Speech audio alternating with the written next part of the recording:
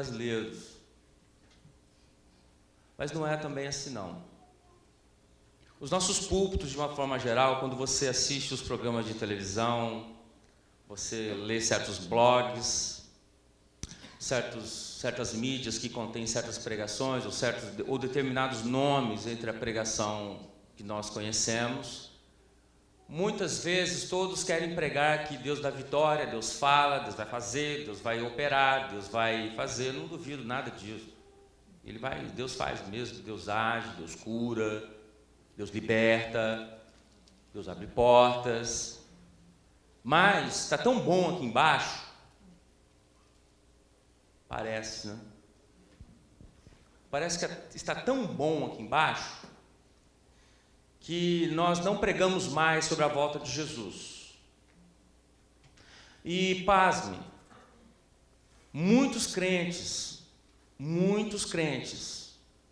desconhecem certas realidades, certas verdades a respeito da volta de Jesus. Nós achamos que muitas vezes as coisas vão prolongar por tanto tempo, com tanta paz, nós vamos viver tanta tranquilidade. Jesus está dando tanta coisa para a gente aqui embaixo, no mundo dos homens, que Jesus não volta, não. É uma mensagem que já está desaparecendo dos púlpitos. Se é uma mensagem que já desaparece dos púlpitos, imagine os crentes que não leem a Bíblia. É pesquisa que muitos leem a Bíblia apenas no domingo à noite, quando o pastor abre a Bíblia para ler alguns versículos. Ou, quiçá, na escola dominical. Não é exagerar, mas há muitos crentes que são analfabetos de Bíblia, sim. E quando nós vamos ensinar certas coisas da palavra de Deus, às vezes somos até questionados: meu irmão, isso tem na Bíblia mesmo? Não é possível. Eu nunca vi isso na Bíblia. É verdade. Sobre a volta de Jesus, esse é um dos assuntos que está tão perto de ser realizado e está tão ignorado pelos crentes dos dias de hoje. Quando nós lemos esse texto de Mateus, falando dos dias que iam anteceder a volta de Jesus, nós deveríamos ter reverência diante da palavra de Deus, diante do temor, diante da glória, da majestade de Deus, do Senhor Jesus Cristo, e vemos que nós temos pouco tempo aqui nessa terra.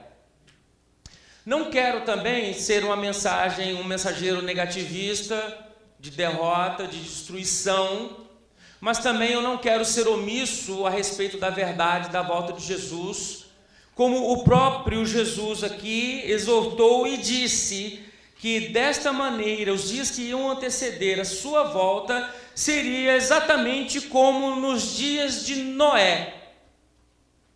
Hoje há um filme aí que está causando um rebuliço, que não era para causar rebuliço entre os crentes. Parece que os crentes são os que mais divulgam os filmes de Hollywood, por incrível que pareça, porque o mundo jaz no maligno mesmo. Se você é um crente atento, você sabe quem é Noé segundo a palavra de Deus. Se está fora da palavra de Deus, é estranho, acabou. Precisa arrumar tanto problema, criar uma celeuma por causa disso. Porque você sabe, o que vale é o que a palavra de Deus diz. É o que a Bíblia fala, é o que nela está escrito. Isso é de suma importância para mim e para você. Fontes espúrias, extra-bíblica, ou de ficção, ou da mente do criador do filme, ou do livro, ou do quem quer que seja, por mais que tenha verdades, mas não é inspirado. Inspirado é o texto bíblico. Tendo dito isto, nós vamos olhar aqui nesse texto o que está sendo alertado para nós, que assim foi nos dias de Noé, também será na vinda do Filho do Homem, igual, não tem diferença. Porquanto, assim como nos dias anteriores ao dilúvio, as pessoas comiam, bebiam, casavam, davam-se em casamento até o dia que Noé entrou na arca. Se você quer saber um pouco desse homem, vamos discorrer um pouco pela Bíblia para sabermos o que se fala a respeito dele. Gênesis capítulo 6. Que dias eram estes? Quais eram os dias de Noé e como se caracterizavam esses dias? Os homens se multiplicaram sobre a terra. Diz-nos o texto de Gênesis capítulo 6, que eles se multiplicando e nasceram filhos e filhas. Os filhos de Deus, no caso, viram as filhas dos homens eram formosas e tomaram para si as mulheres entre todas as que mais lhe agradavam. E o interessante, algumas versões diz que nasceram alguns gigantes. Esses gigantes, na verdade, o texto, alguns falam que foram anjos que coabitaram com humanos. Eu não acredito nessa interpretação, já vou deixar bem claro. Mas também você observa que se trata de homens que foram grandes e poderosos naquele tempo, grandes celebridades. Mas esses homens, eles estavam naquela sociedade pré-diluviana, era uma sociedade que Deus tinha sido banido do meio deles. E nisto o pecado, a depravação do homem chegou a um limite tão extremo que chegou até Deus de uma maneira que Deus reagiu. Diz no versículo 3 que Deus disse da seguinte maneira: o meu espírito não agirá para sempre no homem, porque este é carnal. Eis uma grande diferença. O homem natural hoje, o homem de uma forma geral, inclusive nós dentro das igrejas hoje, estamos tão preocupados com aqui embaixo que estamos no nível muito carnal, no nível muito humano, somente relacionado com as coisas aqui embaixo, nesse mundo, nessa vida que nós temos aqui, e desprezamos realidades espirituais totalmente importantes e salutares para nossas vidas. E diz aqui o texto que naquele tempo esses gigantes aqui, então, no versículo 4, e também depois os filhos de Deus possuíram as filhas dos homens, os quais deram homens. Esses homens eram valentes, homens de renome na antiguidade. Esses homens valentes aqui se tratam de homens totalmente violentos, homens sanguinários, homens que não tinham amor, homens que não conhecia sensibilidade, homem que não conhecia exatamente o real valor da vida. E nesse ponto essa sociedade que não conhecia Deus, essa sociedade anti-Deus, essa sociedade violenta desses homens que apenas na sociedade mundana e carnal daquele tempo eram famosos, eram homens valentes, mas eram totalmente homens que eram inimigos de Deus.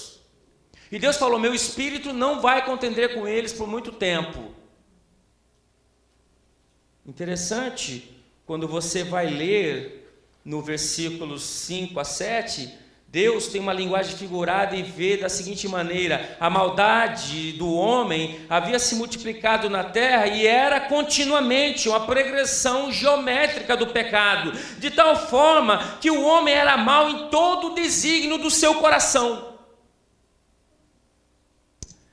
Irmãos, hoje nós temos pregado um evangelho de autoajuda.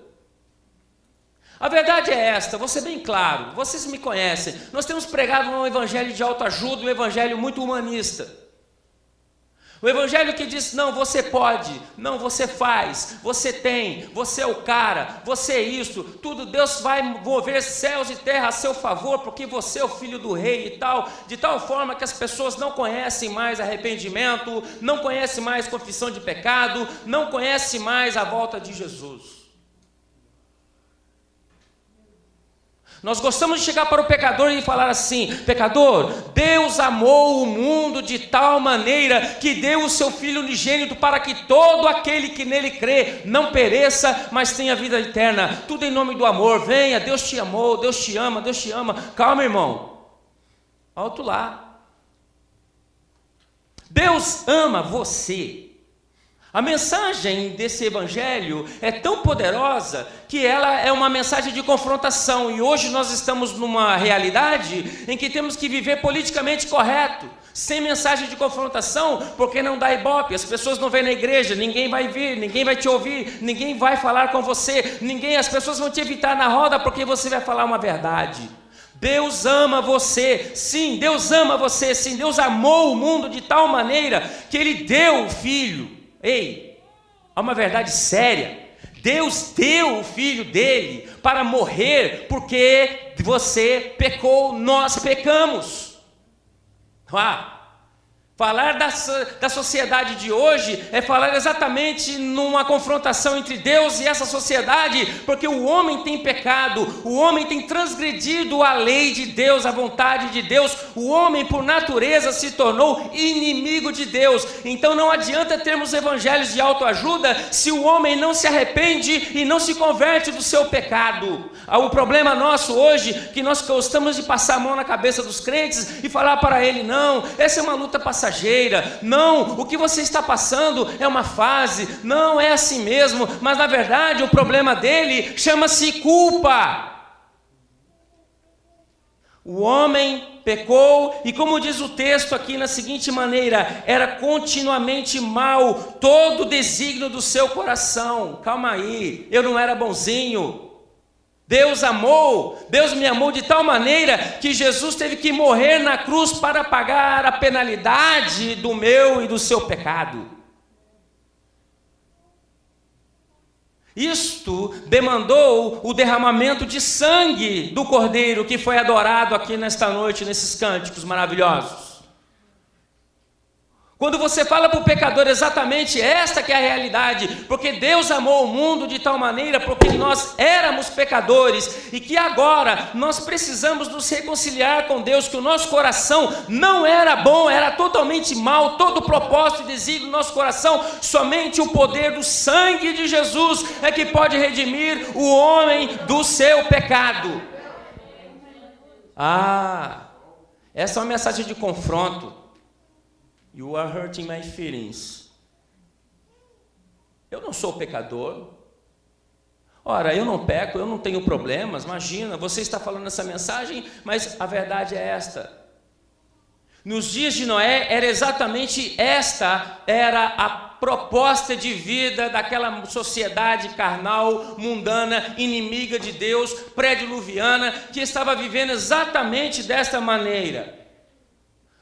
O pecado se alastrou de tal maneira que nós podemos ver que nenhum propósito que o homem chega, põe a mão, ele está dentro, ele põe, ele toca, ele faz, o pecado vem junto. Essa mensagem desapareceu dos nossos meios nos dias de hoje.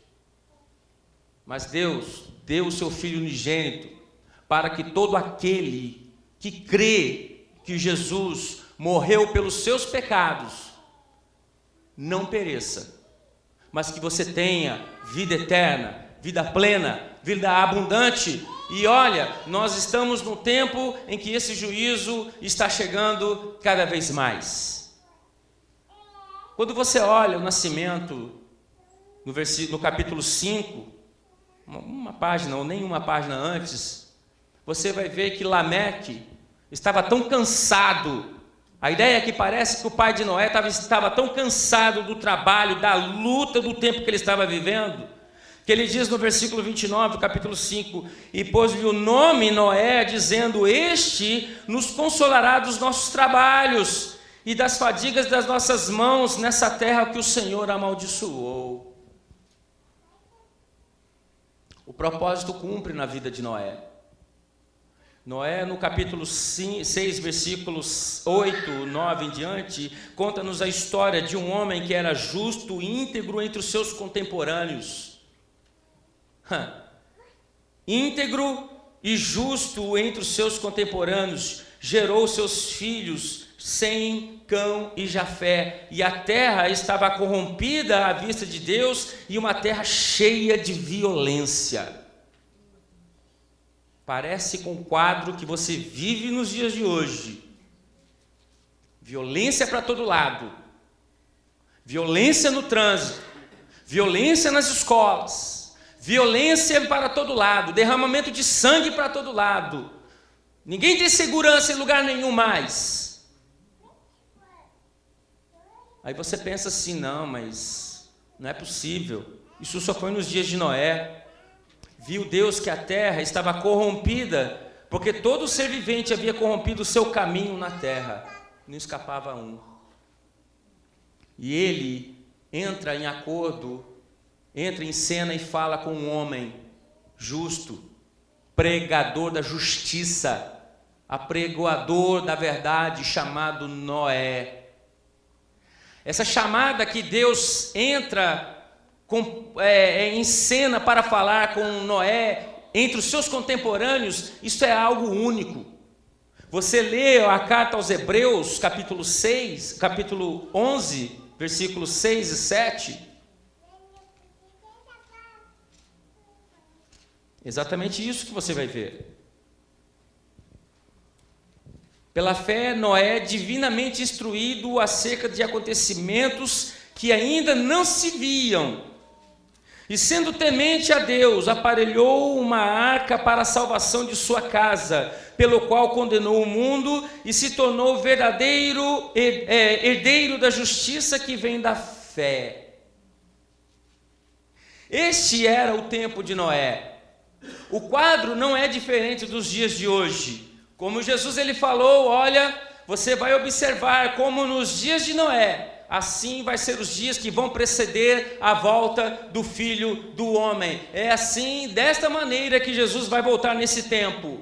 Multiplicação da maldade, toda impiedade dos homens. A terra se enche de violência. Todo ser humano se corrompeu. Quer dizer, essa corrupção, essa forma com que o homem se corrompe, nós vemos como uma inversão de valores. O mundo hoje está totalmente com seus valores invertidos e trocados. Não era de se admirar isso, na verdade, para o crente. Porque o crente sabe que o mundo jaz do maligno. Segundo a cultura, a filosofia desse mundo, é isto mesmo. Para o mundo lá fora, essa inversão de valores, as coisas valem mais do que pessoas. Às vezes as conquistas valem mais do que caráter. Não importa o quão mau caráter você seja, desde que você seja conquistador, vitorioso, assim que o mundo quer, assim que você será aplaudido e assim que o mundo está aplaudindo você. Se você quer ser bonzinho, honesto, íntegro, bondoso, equilibrado, você é taxado de fraco, um fracassado. Não é isso que o mundo gosta, mas é a inversão de valores. O mundo, ele olha o sucesso valendo mais do que a família. Você pode trabalhar 14, 16, 18 horas por dia, mas mesmo que você pise no pescoço dos seus filhos, olhando para trás, você chegou lá em cima. O que importa é que você é o cara. Você vai brilhar nas revistas, você vai brilhar na televisão, porque você é o cara de sucesso. Esse é o sucesso segundo o padrão do mundo. Inversão de valores. Você vai observar que para o mundo, o virtual, ele é mais valorizado do que o real. O material, ele é mais valorizado do que o espiritual. Isso é sério. Isso é sintomático. Isso é um sintoma de uma doença grave. Porque muitas vezes, esse tipo de sintoma tem adentrado dentro das igrejas. Às vezes, quando nós queremos falar de evangelismo, de oração, de vida com Deus, você é taxado de quadrado, antiquado, você ficou para trás, o mundo é outro, o evangelho seu está por fora. Deixa, você é muito novo, vai ficar com esse biblismo seu aí. Mas a mensagem é a mesma, o conteúdo é o mesmo, o evangelho é o mesmo, a condenação eterna é a mesma, o julgamento é cada vez mais perto, cada vez mais vindouro. Para o mundo, ele vê, ele valoriza a quantidade em detrimento da qualidade. Às vezes, se você quiser viver um evangelho sério, evangelho puro, cristalino, segundo Jesus Cristo, muitas vezes, a sua igreja vai ficar vazia. Mas põe um show gospel, sai do chão, todo mundo vai, opa, esse está bom, é aí que eu quero. Bíblia, irmão, por favor, 5 minutinhos, sem mensagens que me confronte, por favor, senão o povo vai levantar e vai embora. Não fale de pecado, não fale de inferno, não fale da volta de Jesus, não fale de adultério, não fale de homossexualidade, não fale de aborto. Você, por favor, não fale dessas coisas dentro da nossa igreja. É assim. Você vê como o sistema humanista, ele adentrou, arraigou, de tal maneira que Paulo, ele diz aos Romanos capítulo 12, não entreis na forma, não vos conformeis, entrar na forma do mundo. Não estejamos conformados. Mas parece que nós estamos como uma rã dentro da chaleira. Você já viu essa ilustração? Você colocar ela da água fria direto na água quente, ela vai pular imediatamente. Mas você coloque na água fria e comece a esquentar essa água, pouco a pouco, você vai ver como que as coisas vão mudando, ele não percebe que a água está fervendo, quando ele se der conta, já era, um abraço. Assim estamos nós, como nos dias de Noé. O que vale é ter, é mais valioso do que ser.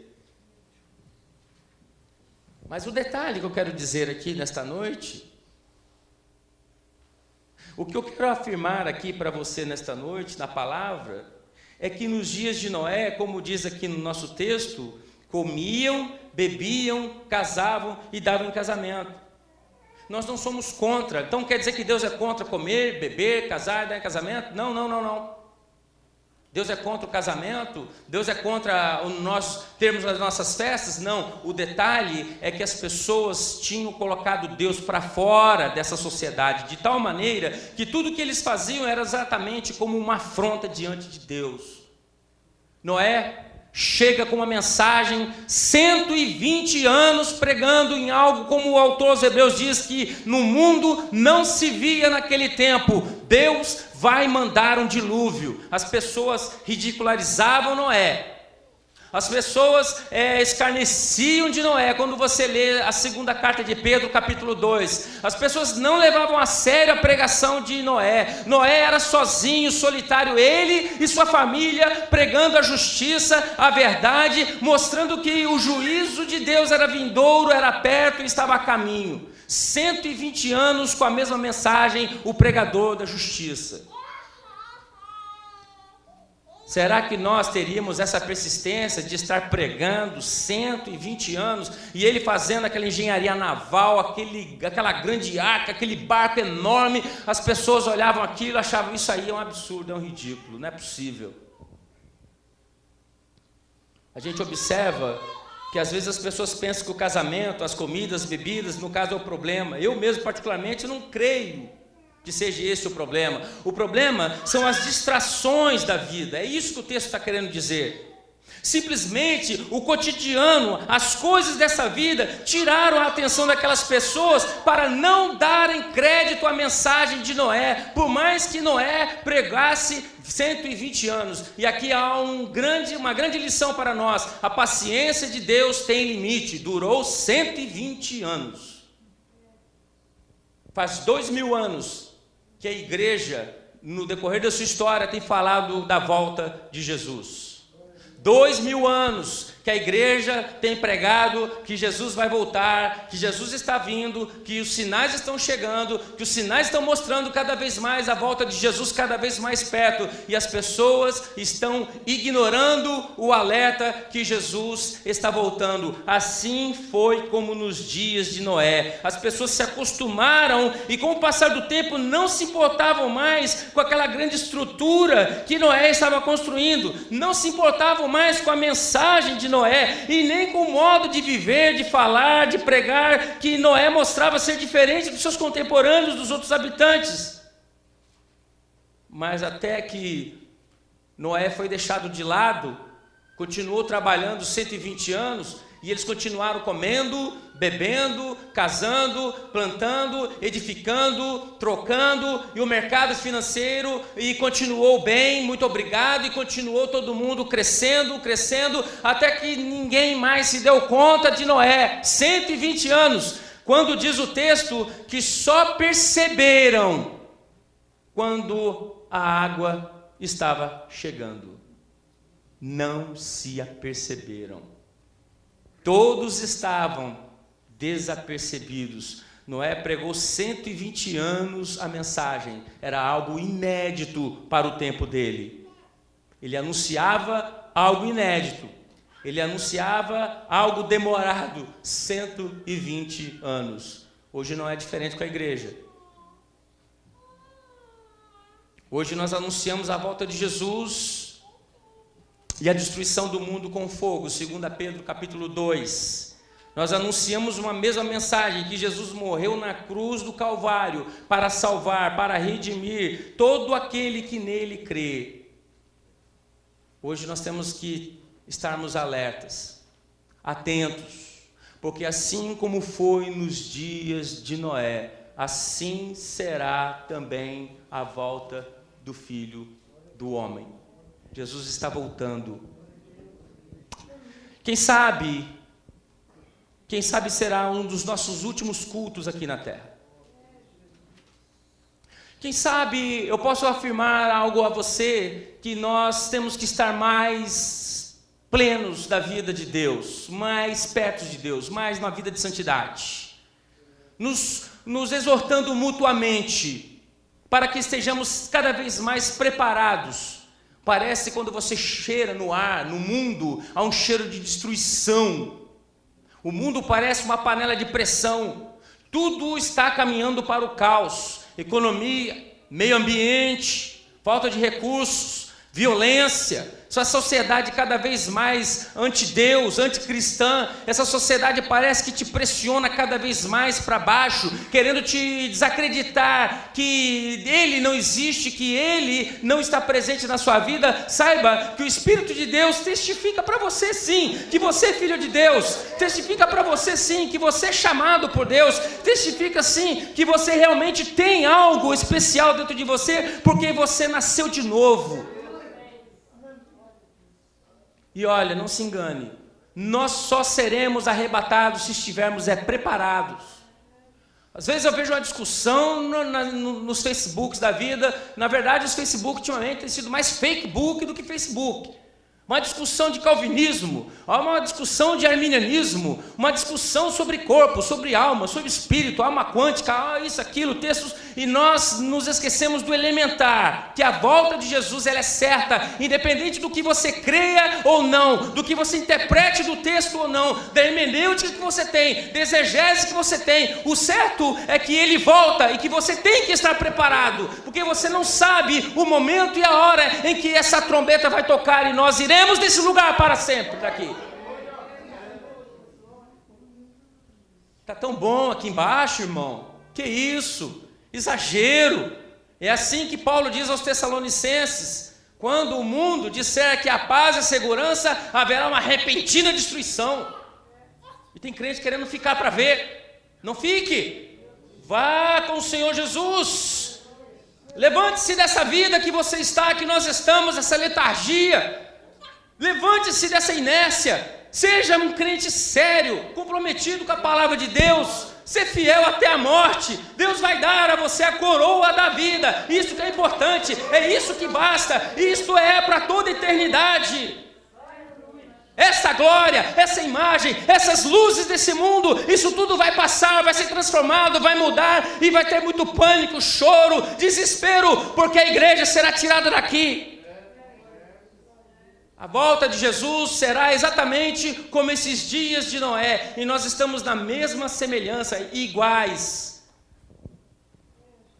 Que Deus tenha misericórdia da minha vida, que Deus tenha misericórdia da sua vida, e que nós venhamos exatamente pregar o evangelho puro e genuíno. Que Deus venha falar com o nosso coração todos os dias através da palavra dele. Eu sei que essa mensagem não é uma mensagem popular. Se você começar a pregar esse tipo de mensagem, como eu estou falando aqui, ninguém vai te chamar para pregar em lugar nenhum. Eu estou falando é verdade. As pessoas não vão querer te ouvir, mas olha, faça a tua parte, pregue o verdadeiro evangelho de Jesus. Não pregue um cristianismo sem sangue. Esse evangelho sem sangue não presta. O que serve é o evangelho que tem o sangue de Jesus, que todo crente em Cristo Jesus, nascido de novo, sabe. É lamentável. É lamentável nós vermos certos crentes, ou uma grande maioria, que não sabe o que é condenação de pecados. É sério.